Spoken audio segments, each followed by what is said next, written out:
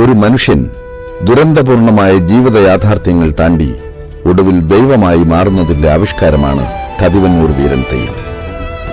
മന്നപ്പന്റെ മരണത്തിലൂടെ ചെമ്മരത്തി തന്റെ പൊറുക്കാനാകാത്ത തെറ്റുകൾ മനസ്സിലാക്കുകയായിരുന്നു.